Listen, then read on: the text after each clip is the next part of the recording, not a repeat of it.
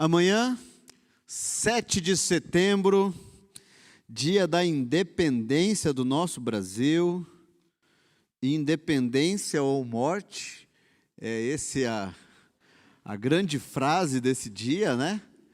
E sempre eu penso na ideia sobre a dependência de Deus nos deixa vivos, a independência de Deus, quando a gente tenta caminhar sozinho, aí sim. Eu achei interessante quando o Júnior, ele estava orando ali, e na sequência, antes, né, da oração, quando ele cantou a canção ali, a poesia do João Alexandre, e ele falou dos nossos governantes, né? Como os nossos governantes trazem um mal para a nossa nação, né? E isso é muito forte, né? Isso é muito certo, né? E eu estava, quando ele estava orando isso, falando isso, e eu lembrei da mensagem que a gente vai conversar hoje, tem muito a ver, o início da mensagem, porque nós temos falado, né, permanecendo firmes em um mundo hostil, e a gente tem usado como pano de fundo ali o livro de Daniel, e o período do exílio, né? Só que nas quartas-feiras a gente sempre está falando em algo em torno ali desse período de Daniel. E eu quero conversar exatamente sobre isso, sobre as ações humanas, sobre o que Deus está fazendo, sobre a graça de Deus, sobre a ação de Deus e as escolhas humanas. Mas eu queria mostrar para vocês os reis que antecederam o exílio babilônico. O que foi que aconteceu, pensando exatamente nesses governantes? Dá uma olhada, coloca para a gente ali, ó. O primeiro rei que eu quero falar é o Jeoaquim, está lá em 2 Crônicas. Eu queria só que você prestasse atenção nesses relatos, para a gente depois entender ali algumas outras coisas. Diz assim, ó: Jeoaquim tinha 25 anos quando começou a reinar, e reinou em Jerusalém por 11 anos. Fez o que era mal aos olhos do Senhor, seu Deus. Então Nabucodonosor, rei da Babilônia, atacou Jerusalém e prendeu Jeoaquim com correntes de bronze, depois levou-o para a Babilônia. Talvez tenha sido aqui nesse momento que Daniel foi levado para a Babilônia. Então, entenderam ali? Tem algo bem interessante, bem importante ali, que depois eu vou perguntar para vocês. Ele tinha 25 anos de idade, quando começou a reinar, reinou por 11 anos, fez o que era mal aos olhos do Senhor, e aí veio Nabucodonosor, prendeu ele e o levou. Agora o outro rei, um era o Jeoaquim, agora é o Joaquim, esse outro rei. Quando tinha 18 anos, começou a reinar, e reinou em Jerusalém por 3 meses e 10 dias. Fez o que era mal aos olhos do Senhor. Na virada do ano, o rei Nabucodonosor levou Joaquim para a Babilônia. Nessa ocasião, também levou os tesouros do templo do Senhor. Nabucodonosor nomeou Zedequias, tio de Joaquim, rei sobre Judá e sobre Jerusalém. De novo aqui falando sobre o rei. E o último rei, nessa rápida passagem ali, Zedequias tinha 21 anos quando começou a reinar, e reinou em Jerusalém por 11 anos. Zedequias fez o que era mal aos olhos do Senhor seu Deus, e não se humilhou quando o profeta Jeremias lhe falou diretamente da parte do Senhor. Também se rebelou contra o rei Nabucodonosor, embora lhe tivesse jurado lealdade em nome de Deus. Zedequias era um homem duro e teimoso, e se recusou a voltar para o Senhor, o Deus de Israel. O que tem de comum nesses 3 reis?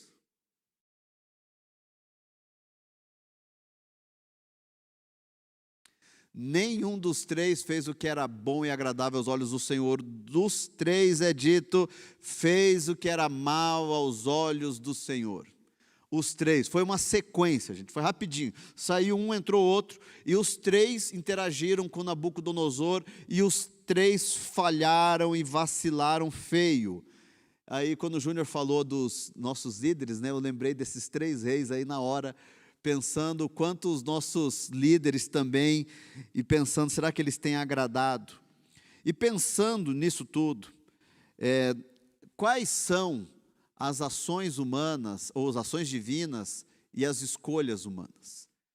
Quando esses homens decidem fazer o que é mal, e eles fazem o que é mal, é escolha deles. Mas nós temos a ação divina, aquilo que Deus faz. E a primeira ação divina é essa daqui, ó. pregação da palavra. E essa ação é uma ação que converge junto com a ação divina e uma escolha humana. O profeta Jeremias diz o texto, pode colocar para a gente ali, ó. O profeta Jeremias disse a todo o povo de Judá e a todos os habitantes de Jerusalém, durante quantos anos ali? 23 anos, desde o 13º ano do reinado de Josias. Josias é o rei que está antes ali do Jeoaquim.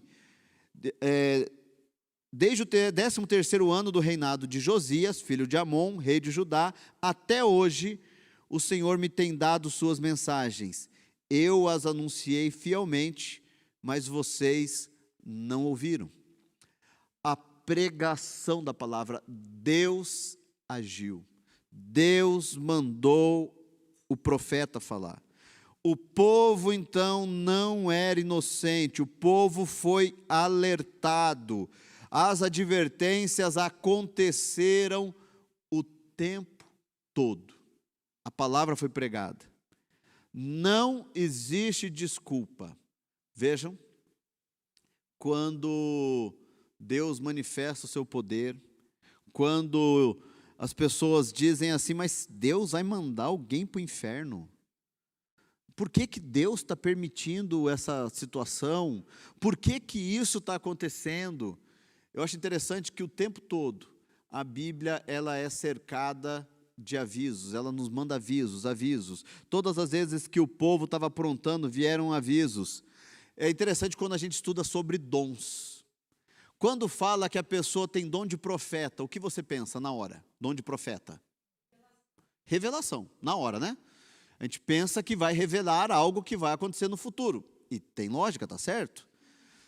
Mas, quando nós olhamos os profetas da Bíblia, não era uma revelação simplesmente do que iria acontecer, mas era uma revelação do porquê ia acontecer. Era mais ou menos assim as revelações dos profetas. Vai vir fogo do céu, porque vocês estão em pecado. Vai vir uma nação e vai fazer isso porque vocês estão em pecado. E aí na sequência o profeta dizia, arrependam-se. Mensagem dos profetas eram mensagens que visavam alertar o povo. Não é simplesmente revelar o futuro. Revelar futuro, às vezes, parece mais coisa de adivinhos. Parece que tem mais a ver com isso. Parece que tem mais a ver com ler a mão. Né? Os crentes não lêem a mão, mas é quase isso, às vezes parece. Que é para falar algo que tá, e a gente gosta disso, né? De ouvir assim, a gente quer que chegar em algum lugar e tem alguém revelando, a gente quer que revela para a gente, né? E diga assim, Rodrigo, eis que te digo, né? É legal isso, a gente fica animado com isso, porque a gente quer ouvir uma mensagem especial de Deus. Mas as profecias, geralmente elas vêm para nos alertar sobre algo, e as profecias bíblicas, no geral, elas dizem, filhão, você está errando, muda o que você está fazendo, se conserta e volte. Normalmente tem esse caráter. Olha só esse texto, está lá em 2 Pedro 2,5. Não poupou o mundo antigo, mas protegeu Noé, que proclamava a justiça, e 7 pessoas de sua família, quando destruiu com o dilúvio o mundo dos perversos. Eu acho muito legal esse texto, numa outra tradução vai dizer pregador da justiça, porque Noé, eu fico imaginando ele construindo a arca, e passando o piche, e serrando a madeira, e pregando, sei lá se era com prego, ou era igual os polacos, que faz só os encaixes da madeira, né? É tudo no encaixe, né? Era bem de polaco, então, a arca, né? Não tinha prego, né, Júnior? E depois passava ali o piche, e para a coisa ficar toda besuntada ali, o betume, né? Para não ter a infiltração da água. Mas enquanto isso, ele pregava. E é interessante que nós vemos que apenas 8 pessoas se salvam no dilúvio. Só Noé, sua esposa, seus filhos e suas noras. Somente.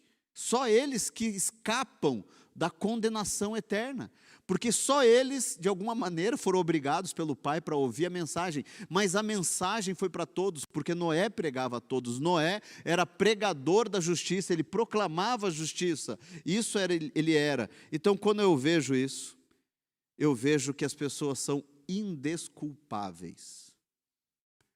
Vai chegar um tempo que nós precisaremos nos apresentar diante do tribunal de Cristo, e não haverá desculpa. Chegará um momento que Jesus vai voltar. Imagina Jesus chegando agora, Mel, como que ia ser a volta de Jesus, ia ser um negócio bonito de ver. E aí a gente ia subir, não sei se é igual nos filmes que a gente sobe sem roupa, né? Não sei se vai ser assim mesmo, que no filme é assim, nos livros, deixado para trás, né? Mas a gente iria subir, encontrar com Jesus nos ares, e aí todos iriam se dobrar diante dele, toda língua vai confessar, todo joelho vai se dobrar, e isso vai acontecer. Mas no grande julgamento vai separar um povo de um lado, um povo do outro, uns ele vai chamar para o céu, outros para a condenação eterna.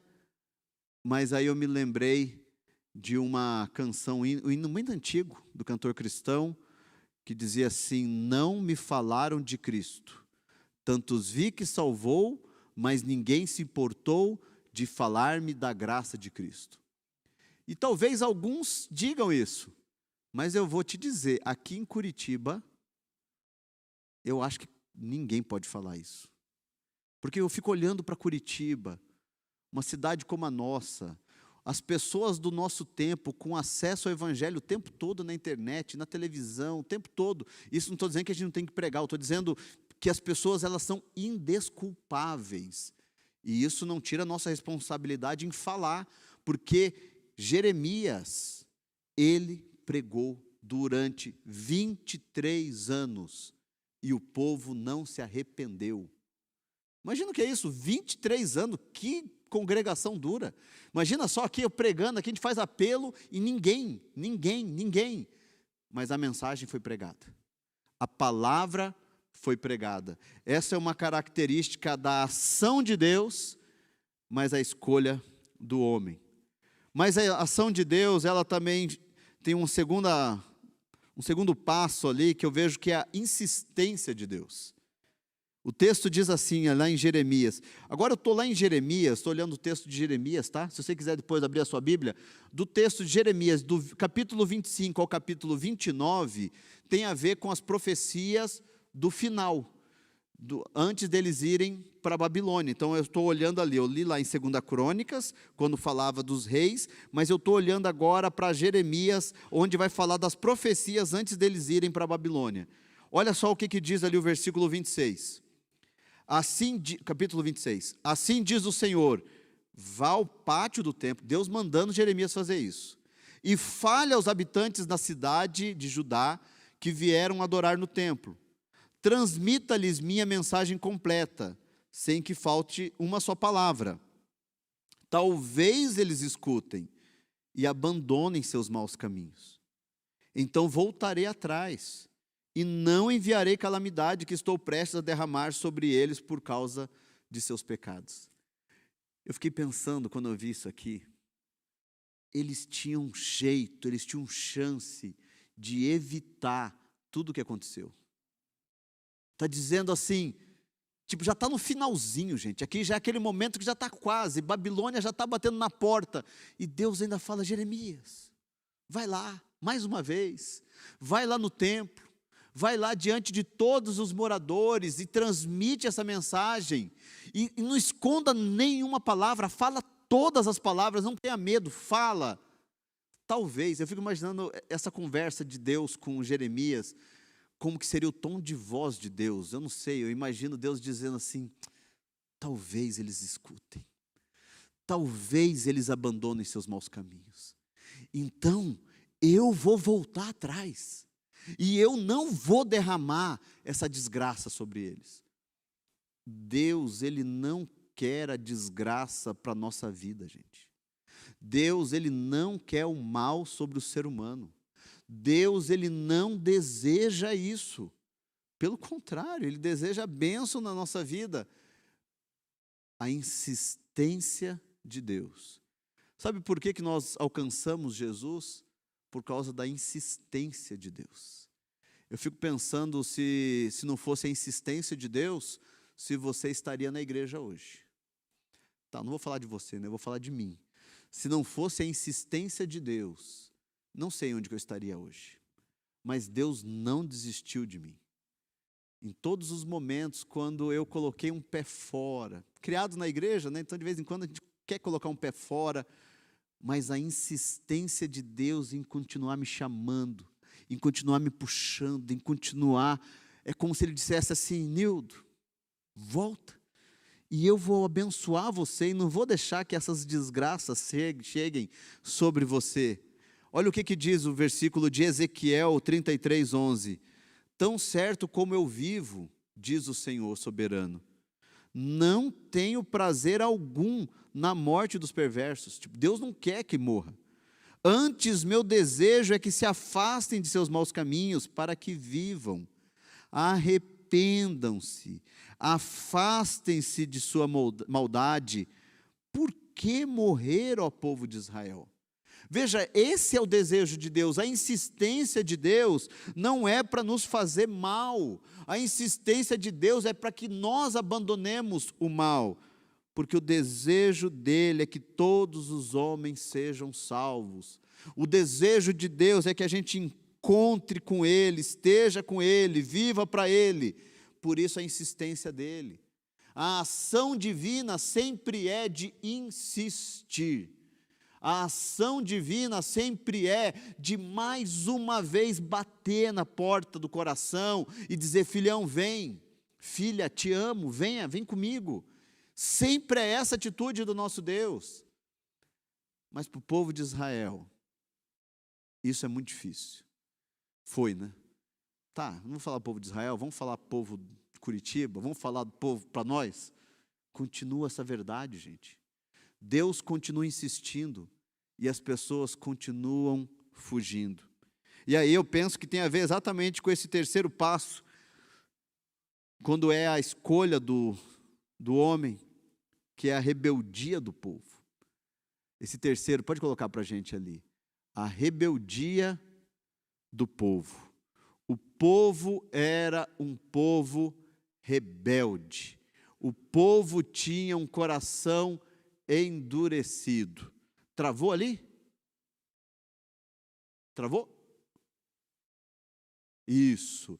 A rebeldia do povo. E a gente precisa entender, dá uma olhada nesse versículo, ó.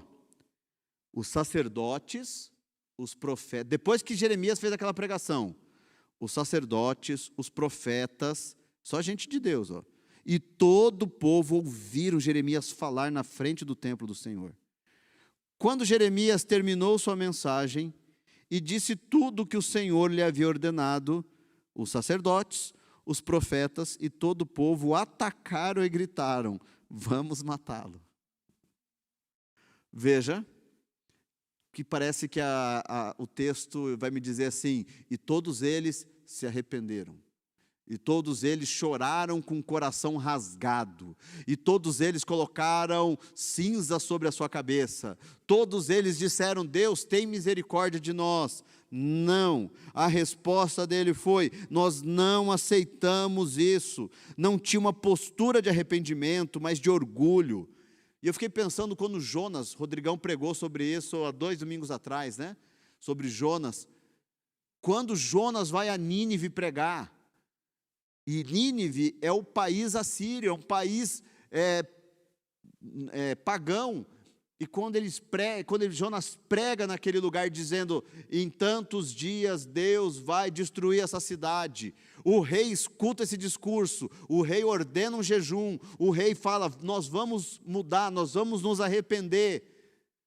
E todos, o país todo, aquela cidade toda se arrepende. E Deus muda o que iria fazer. Veja, nós precisamos pregar, mas a rebeldia é uma postura que as pessoas continuam tendo. Quando eu olho para essa história do povo de Israel, eu vejo que o que aconteceu com eles tem a ver com uma postura rebelde. Para Ezequiel, Deus diz assim: pregue e insista, fale, não deixe de falar, caso ouçam ou caso deixe de ouvir, porque são rebeldes, coração é duro. Nós precisamos pregar. Eu fico pensando a Cris, quando ela está no hospital, e ela pega as pessoas muito quebradas, né? Porque a pessoa, quando está enferma, ela está muito quebrantada no geral, né, Cris? Mas imagino que de vez em quando tem alguns que, apesar da situação que está, ainda tem o coração duro. Está mole para algumas coisas, mas ainda endurecido para aquilo que Deus pode fazer. Eu fico pensando, o que é que Deus precisa fazer para quebrantar o nosso coração? Esse povo, eles estavam experimentando já uma desgraça na vida deles, mas eles ainda continuavam duros à palavra de Deus, eles preferiam ouvir o que os falsos profetas diziam, eles preferiam ouvir todas as outras situações, mas eles não ouviam aquilo que Deus tinha para eles, porque eles eram orgulhosos. Vejam, eu disse que a palavra era pregada, eu falei a vocês que Deus foi insistindo, mas o povo foi se mostrando rebelde. Mas apesar disso, Deus continuava dando direção. Essa é uma quarta característica que eu vejo nessa história, que é a direção de Deus. Capítulo 29 de Jeremias diz assim: assim diz o Senhor dos Exércitos, o Deus de Israel, a todos os exilados que ele deportou de Jerusalém para a Babilônia: construam casas e estabeleçam-se nelas, plantem pomares e comam os frutos que eles produzirem, casem-se e tenham filhos, encontrem esposas para seus filhos e maridos para suas filhas, a fim de que vocês tenham muitos netos. Multipliquem-se, não diminuam.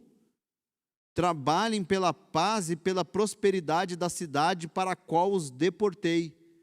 Orem por ela ao Senhor, pois a prosperidade de vocês depende da prosperidade dela. Quando eu olho para esse texto, esse momento aqui, ele está muito distante do que era o que eles gostariam. Olha que interessante. Tem um outro profeta lá, um falso profeta, dizendo assim para eles, e instigando a cabeça de Zedequias, que era o último rei ali, e Nabucodonosor já tinha atuado antes, e Zedequias jurou lealdade para Nabucodonosor, mas um outro profeta ficava assim: não, Deus em 2 anos, Deus vai quebrar o jugo, e Deus vai trazer todo mundo de volta. Mas Deus disse para Jeremias assim: construa uma canga, construa algo e coloque no seu pescoço, e mostre que é isso que eu estou fazendo com Israel. E Israel agora vai para o cativeiro, e Israel vai pagar pelos seus pecados, e é isso que vai acontecer. Mas eles não queriam aceitar, era mais difícil aceitar. E aí Jeremias vem com essa profecia, dizendo assim: vocês estão indo para a Babilônia. E lá na Babilônia, e a direção de Deus era essa: e lá na Babilônia vocês casem, arrumem marido para suas filhas, arrumem esposa para seus filhos. Lá vocês precisam multiplicar-se, não diminuir. Trabalhem pela paz e pela prosperidade dessa cidade. Você consegue imaginar o que é o povo de Jerusalém ouvindo isso? Orem para que Babilônia prospere, para que vocês prosperem. Quando eu estava estudando esse texto, eu fiquei pensando assim: como isso tem a ver com a gente? Onde eu trabalho, é lá que Deus quer que eu frutifique. Eu preciso florescer aonde eu estou, é na cidade que eu estou. Não interessa se a cidade que eu estou é uma cidade que não serve a Deus. Essa cidade precisa ser abençoada, porque se essa cidade for abençoada, eu também serei. Aí eu lembro do ensinamento de Paulo, quando Paulo fala assim: orem pelas vossas autoridades. E aí ele diz o porquê: para que vocês vivam em paz. Esse é o princípio. Eu preciso entender que a direção de Deus para a minha vida é: onde eu estiver, esse local vai ser abençoado por Deus, ou precisa ser abençoado. A gente só lembrar de José. José, quando ele vai para o Egito, ele vai como escravo, vendido, machucado e tudo aquilo, mas quando Potifar olha para José, o texto diz que ele percebe que a mão de Deus estava sobre José, e tudo que José fazia, Deus prosperava. É assim que precisa ser, gente.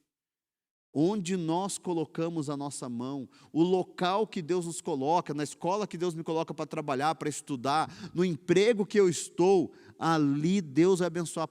Pastor, mas o meu patrão não é crente, meu patrão é ímpio. Que Deus prospere o seu patrão, porque o seu patrão prosperando, você será abençoado. Que Deus use a sua vida para que essa cidade onde você mora, onde você foi chamado, que essa cidade seja abençoada por sua causa. O nosso foco não é escolher aonde a bênção de Deus vai lá ou vai cá. A nossa responsabilidade é orar para onde nós estamos, ali florescer as bênçãos de Deus e ali Deus agir. Eu gosto muito desse texto, porque ele me dá muito essa ideia de que a minha responsabilidade, a minha escolha é seguir a direção de Deus. Quinta característica que eu vejo nesse texto é o tempo de Deus. Assim diz o Senhor: vocês ficarão na Babilônia durante 70 anos.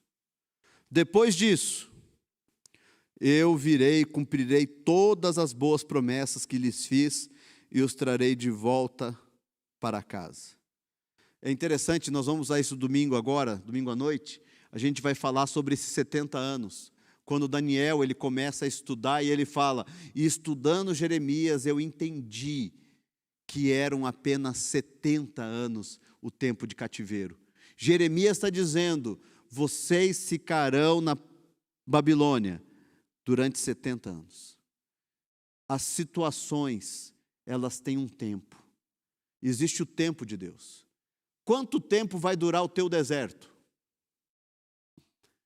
Eu queria dizer para você 3 meses, tá bom o tamanho? 3 meses? Depende do tanto do deserto, né? Dependendo, 3 meses é muito. Mas às vezes nosso deserto dura 1 ano, às vezes duram 3, às vezes é 1 semana. Quanto tempo você já ficou desempregado? Júnior, aquela vez que você saiu lá do Banestado, antes de ir para o Banco do Brasil, quanto tempo foi? 1 ano e meio. Ninguém chamava para entrevista, nada. 1 ano e meio, imagino isso, deserto. Meu irmão, quando veio de Mato Grosso do Sul para Curitiba, meu irmão, ele estava bem no Mato Grosso do Sul. Meu irmão, ele estava com a casa quitada, ele estava com um carro zero, ele tinha muito dinheiro na poupança, e ele falou: eu vou chegar em Curitiba e em 1 semana eu vou estar empregado. Ele chegou em Curitiba, olhou aquele classificados da Gazeta, né? Que você tinha era aquela grossa assim de oportunidade, e ele falou: 1 semana arruma emprego. Ele ficou muito tempo. O carro zero ele teve que vender, o dinheiro da poupança acabou, a casa ele teve que vender, tudo para pagar aluguel aqui e comer. Foi tudo, deserto. Quanto tempo vai durar o nosso cativeiro? Quanto tempo? Deus disse, 70 anos. Para esse pessoal, mas fazia parte do plano de Deus. O que me faz pensar aqui é o tempo de Deus. Deus é soberano. Deus, ele continua cuidando de todas as coisas. Deus não nos abandonou à nossa própria sorte. Existe um plano. Ele olha lá na frente. É que às vezes ele não nos conta. Tipo, aqui para o pessoal, ele falou: olha, 70 anos. É como se ele estivesse dizendo assim: olha, vai 1,5 gerações, 2 gerações aí para eu mudar, mas as coisas vão mudar, as coisas vão acontecer. Calma, vai chegar um momento que esse momento terrível vai passar. E eu quero dizer isso para você: as lutas, elas vão passar. Elas vão. Nem que seja quando você chegar no céu. Então, se você estiver passando uma grande luta agora, e assim Deus te recolhe para o céu, quando chegar lá no céu, e eu chegar lá também, daí você me fala, pastor, não é que passou? Quando eu cheguei aqui no céu, não tinha mais luta, mas vai passar. Eu preciso lembrar disso, que existe o tempo de Deus, mas não apenas o tempo de Deus, nós temos também os planos de Deus. Olha só esse texto que você já viu várias vezes, mas talvez agora ele faça um sentido maior para você. Quando ele termina de dizer que vai ser 70 anos, que ele vai cumprir as promessas, ele diz assim, porque eu sei os planos que tenho para vocês, diz o Senhor. Era isso que estava acontecendo no contexto. Jeremias estava conversando com eles sobre o que Deus faria depois da Babilônia. E aí ele diz, são planos de bem e não de mal, para lhes dar o futuro pelo qual anseiam. Naqueles dias, quais dias? Depois desses 70 anos. Quando vocês clamarem por mim em oração, eu os ouvirei. Se me buscardes de todo o coração, me encontrarão.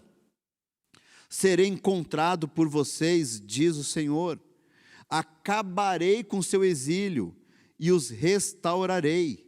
Eu os reunirei de todas as nações para as quais os enviei e os trarei de volta para casa, para a sua terra. Quando eu olho para esse versículo e eu penso na ação de Deus, eu penso o quanto tudo está no controle de Deus, é no tempo de Deus, mas eu preciso lembrar que faz parte do plano de Deus. Deus não nos abandonou à própria sorte, mas Ele continua tendo um plano. Ele olha para o Michael e diz assim, eu tenho um plano na vida do Michael. E Ele tem um plano. Mas o plano de Deus, ele é muito interessante isso, porque o plano de Deus, ele é individual para cada um, mas Ele também tem o seu plano macro, o plano para todos, o plano para a humanidade. E Ele consegue, com a maestria dele, conciliar as coisas. E ainda existe as nossas escolhas no processo. Existe o plano de Deus, existe a ação de Deus e ainda tem as nossas escolhas. E Deus vai movendo tudo isso de uma maneira que a nossa mente não consegue compreender, mas o plano de Deus continua. E o plano de Deus, ele continua sendo um plano de bem e não de mal, para lhe dar o futuro pelo qual anseiam. E isso continua agindo. A desobediência do ser humano versus o amor de Deus. Coloca para a gente ali a último slide. É a pregação da palavra. Deus continua trazendo a sua palavra para a gente. E Ele não parou com isso. A insistência de Deus continua acontecendo. A rebeldia do povo também é uma realidade. Eu estava pensando na rebeldia do povo, eu fico pensando quando eu sou rebelde, né? Quando nós somos rebeldes. Mas Deus nos apresenta uma nova perspectiva. É a direção dEle. Ele mostra uma nova direção. Porque Ele controla, está ali a controle, né? O controle do tempo. Ele está controlando, nada fugiu das mãos de Deus. E tudo está debaixo, e tudo tem a ver com os planos dEle, para mim e para você. Quando eu entendo isso, eu entendo que existe a ação divina, e existe as escolhas do homem. E eu preciso entender que o Senhor continua no controle da história. Quando eu olho para essa história, a história de Israel, e olho para esse cativeiro babilônico, e olho para tudo o que aconteceu, depois dá uma lida com bastante calma, o último capítulo de 2 Crônicas, e olha Jeremias do 25 ao 29. É muito interessante de ver a construção de tudo que foi acontecendo ali, as escolhas e a ação divina, as escolhas dos homens e a ação divina, mostrando quanto Deus ele não abandonou a história, mas o quanto a história poderia ter sido diferente na vida desses homens, se eles tivessem agido diferente. Que o Senhor possa continuar falando ao nosso coração, porque Ele continua insistindo em nos alcançar. Vamos orar? Pai, obrigado, Deus, obrigado pelo seu cuidado, pelas suas bênçãos, obrigado porque o Senhor continua, Deus, assim como o Senhor olhou para Judá, assim como o Senhor olhou para Jerusalém, o Senhor tenta chamá-los, o Senhor continua nos chamando, Deus. O Senhor continua insistindo com a Tua palavra, e nos perdoa, Deus, quando damos passos de rebeldia, nos perdoa, Deus, quando desistimos de pregar, e Jeremias, ó Deus, durante 23 anos continuou firme, pregando, apesar da resposta do povo. Nos ajuda, Deus, a entender a vida, os passos com a perspectiva do Senhor, de florescer aonde estamos.